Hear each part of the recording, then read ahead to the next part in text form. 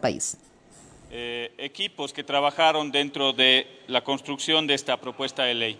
Yo creo que aquí hay un trabajo responsable de los miembros de la comisión y también de los equipos técnicos que una vez que fue recibida esta ley por el Ejecutivo, y que yo debo decirla con sinceridad, tal como fue recibida esta ley, no cumplía con el título que se enmarcaba en la reactivación económica. Sin embargo, el deber ser de un asambleísta, de un legislador, es siempre propositivamente hacer los cambios, las modificaciones que puedan mejorar esta ley.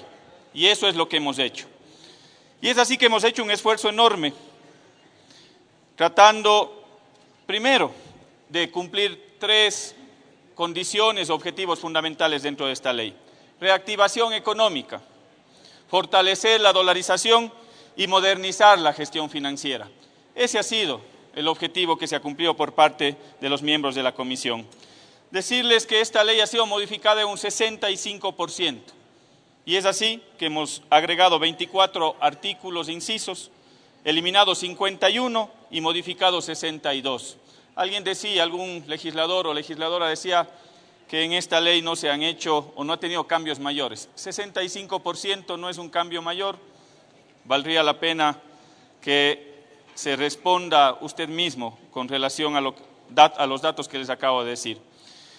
Hemos recibido a más de 35 actores de los sectores tanto públicos como privados. Hemos escuchado las posturas de los diferentes legisladores y sobre eso también me quiero referir. Aquí ya se ha anunciado en el pleno de esta Asamblea Nacional la posición de voto de algunos legisladores.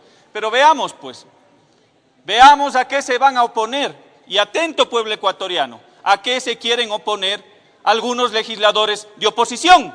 Veamos.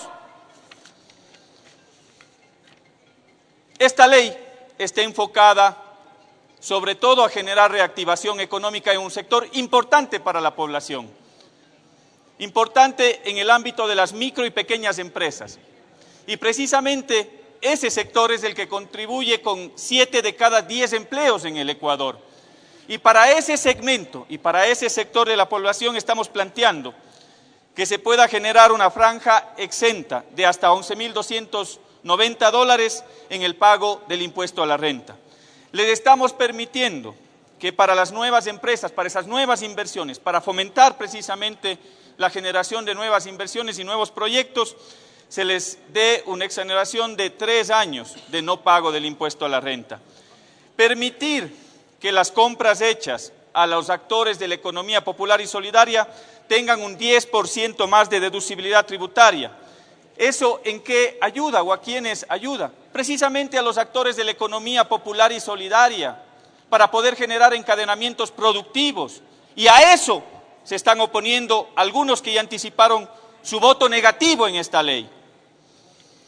Al fortalecimiento de la dolarización, mucho hemos discutido en este pleno sobre el fortalecimiento de la dolarización, pero precisamente esta ley es la que contribuye para que ese sector exportador se beneficie, por ejemplo, de la devolución del impuesto de salida de divisas o la permanencia del 22% del pago del impuesto a la renta. A ellos no se les sube ese 3%. ¿A quién? Al sector exportador, que son los encargados de traer esos recursos que necesita el Ecuador, esos dólares que necesita el Ecuador, más aún en una economía dolarizada. A eso también se están oponiendo aquellos que votarán no en este proyecto de ley. Pero ¿cuál es el trasfondo de todo esto? Veamos a quienes están defendiendo algunos sectores. ¿Acaso no están defendiendo a los sectores a los cuales sí se incrementa el impuesto a la renta? 3 puntos. ¿Quiénes son? Aquellos que tienen ingresos superiores al $1.000.000, a las grandes empresas, en función de un modelo equitativo que busca generar precisamente esa justicia social. Seguramente algunos que ya intervinieron estarán defendiendo esos intereses, los intereses de los sectores corporativos, o acaso estarán defendiendo los intereses de la banca también. Atentos, pueblo ecuatoriano, veamos cómo saldrá esta votación el día de hoy. Quisiera en el ámbito propositivo, señor presidente de la Asamblea, a través de su intermedio, plantearle al presidente de esta comisión se puedan incorporar algunos y arreglar algunos literales de este proyecto de ley. Sobre todo, esta es una respuesta a algún legislador que en un momento determinado dijo que hay una obsesión contra la banca. No, no es obsesión contra la banca. Marzo de 1999, ese sector, el sector bancario, fue el causante de la peor quiebra financiera en el Ecuador, que logró que más de 2 millones de ecuatorianos tengan que salir del país.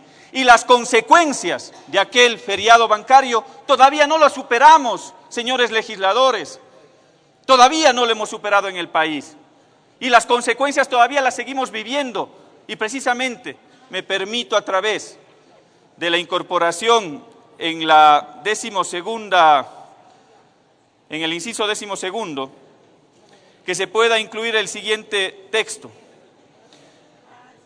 En el plazo de 45 días, a partir de la publicación de esta ley en el registro oficial, la Junta de Política y Regulación Monetaria y Financiera deberá emitir la reglamentación y regulación suficiente para la efectiva aplicación de la Ley Orgánica para la reestructuración de la banca pública cerrada y gestión del sistema financiero nacional y régimen de valores y la Ley Orgánica para el cierre de la crisis bancaria. Todavía tenemos, esos son los rezagos de ese feriado bancario, todavía tenemos aquellos deudores de buena fe que no han visto plasmadas sus aspiraciones. Esperemos que con la introducción de este texto se pueda cumplir con aquel anhelo y aquella aspiración de aquellos deudores de buena fe que fueron uno de los perjudicados de aquel feriado bancario. Quisiera también hacer un aporte en uno de los sectores que es muy importante, sobre todo para el desarrollo de mi provincia, la provincia de La Suay, que tiene un alto componente a nivel industrial y sobre todo hay un sector que ha sido deprimido últimamente, que es el sector de la línea blanca, la industria de la línea blanca. El gran porcentaje de las empresas que trabajan dentro de este sector precisamente están en la provincia de La Suay y contribuyen con la generación de empleo y oportunidades para la gente del austro ecuatoriano. Es por eso que me permito exponer que se puede introducir en la disposición transitoria 10ª el siguiente texto, señor presidente. El presidente de la República, mediante decreto ejecutivo, cambiar el término por reducirá hasta un 50% las tarifas del impuesto a los consumos especiales ICE sobre cocinas y cocinetas a gas fabricadas nacionalmente, previo informe de impacto fiscal del Servicio de Rentas Internas y un informe previo del Ministerio Rector de Electricidad y Energía Renovable, en el cual se definirán las metas para el programa de eficiencia energética para la cocción e inducción y calentamiento de agua con electricidad, siempre y cuando, señores legisladores, señor presidente, siempre y cuando se pongan claramente cuáles son esas metas de exportación y que no se contraponga con las metas del proyecto de eficiencia energética. Creo que hay que darle un impulso a ese sector que ha sido deprimido en estos últimos años. Y también para las cocinas de inducción, para poder generar oportunidades para que ese sector pueda crecer y para cumplir precisamente con esas metas en el desarrollo de los programas de eficiencia energética, me permito plantear que se puede introducir en el literal C que para fomentar la producción de cocinas de inducción se establezca el crédito tributario, producto del IVA, en el artículo número 1, numeral 14, que reforma la ley de régimen tributario. Se introduzca el siguiente texto. En el literal C del numeral 2 del artículo 66, a continuación de la frase más las ventas directas de bienes y servicios gravados con tarifa 0 por 0% de IVA a exportadores, agréguese el siguiente: más las ventas de los bienes señalados en el numeral 17 del artículo 55 de esta ley de producción nacional. Esto sin duda alguna va a contribuir de manera efectiva para que el desarrollo de ese sector industrial pueda ser próspero en los próximos años y sobre todo contribuir con ese programa nacional de cambio de cocinas de gas por cocinas de inducción. Y para finalizar, señor presidente, ante las amenazas del ministro de Finanzas con respecto a esta ley, ante las amenazas del ministro de Finanzas con respecto a esta ley. Decirle al pueblo ecuatoriano que este pueblo no puede pagar las consecuencias de la mediocridad de aquellos que mandaron esta ley al pleno de esta Asamblea Nacional. Y que sepa bien que si insiste en esas amenazas, aquí va a encontrar asambleístas con principios que defenderán al pueblo ecuatoriano y no dejaremos pasar estas medidas injustas en contra de las grandes mayorías del pueblo ecuatoriano. Muchas gracias, señor presidente. Intervención del asambleísta